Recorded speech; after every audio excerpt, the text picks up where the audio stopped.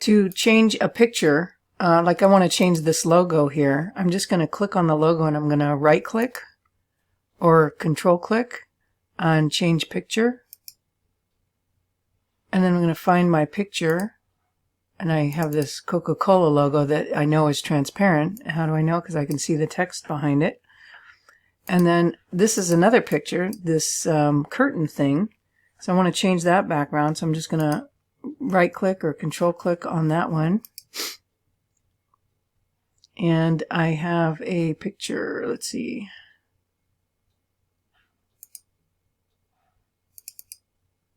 This one here. And I'm going to undo that for a second to show you. If I double click on this picture, I want to see what transparency do I have here, and it's 50%. So when I change the picture,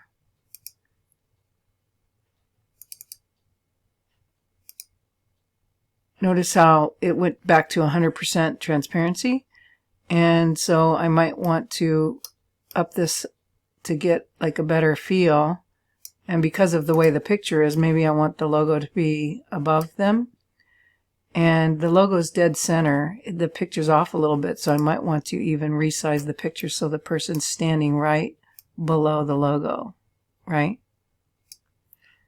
And yeah, that looks good. And then move this down a little bit. And then you have your new title for your slide with a different picture and a different logo. Same for these things. If I want to change the picture, just right click on it from File. I have some photos here. And it's going to center the image into the picture from the height. So if I double click and get my crop tool, I can see it's giving me full height. But I may want to recenter this a little bit. So I'm just going to move this over so the king chess piece is more centered. In fact, I don't even want to cut that blurry queen image a little. I want to see more of that. You just want to be careful. Like, you don't want to get too far here because then it's going to lose that angle of the crop. So you just want to find what's the best look. I actually kind of like these three because it almost tells a story, you know, king and queen and a child or something.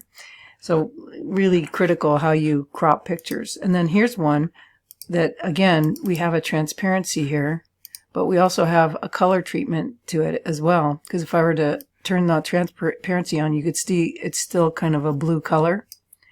And so if I look at the picture format and then look at picture color, you can see there's some settings here that might have been set or here, but also I can change the color here.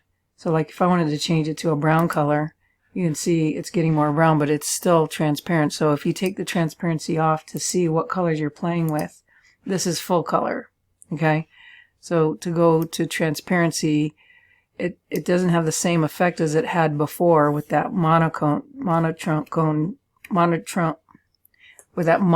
color. So I'm just undoing back here.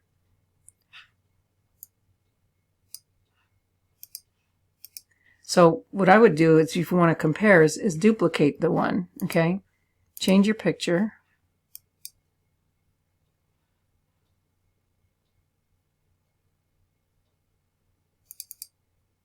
Okay, and then if we want to monotone this, let's pick a color that we can use. So picture format, and I've got color here, so I can choose like a monotone color. You know, do I want it to be blue? Because the background's blue, it might make more sense that if this is a blue background. And then maybe transparency, you know, give it some transparency so it's really subtle. So we've got this space background on the template master. I'll talk about that in a minute. But if I don't want that space background, what I could do is just click here and just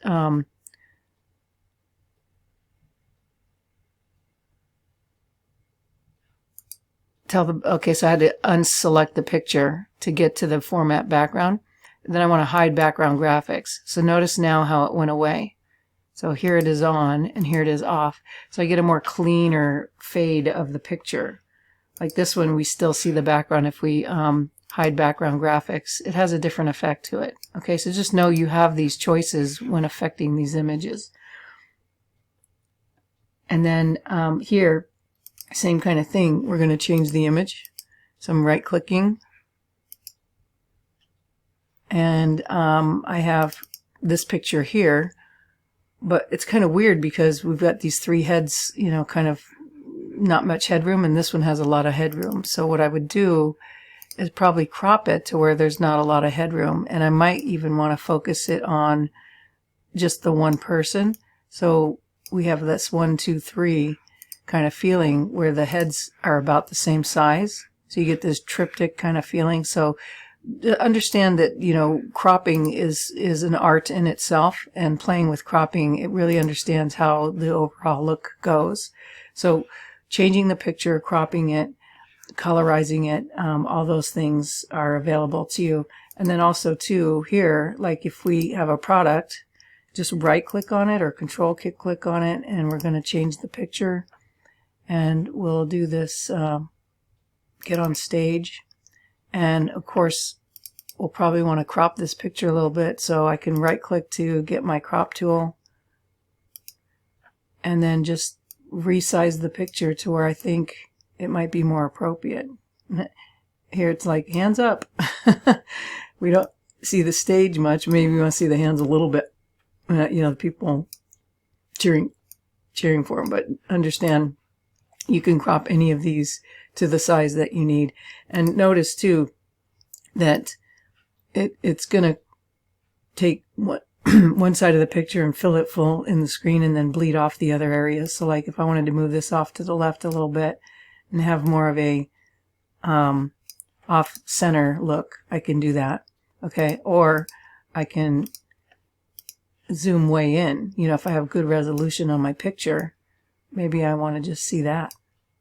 Okay, but that's how you change the picture. Just right click on it, select crop, or you could click on it and over here under the picture format I'll hit crop. Okay, like that. And these things, the black edges are going to change the shape, and you could distort the shape. So you don't want to touch those black edges. I'm going to undo.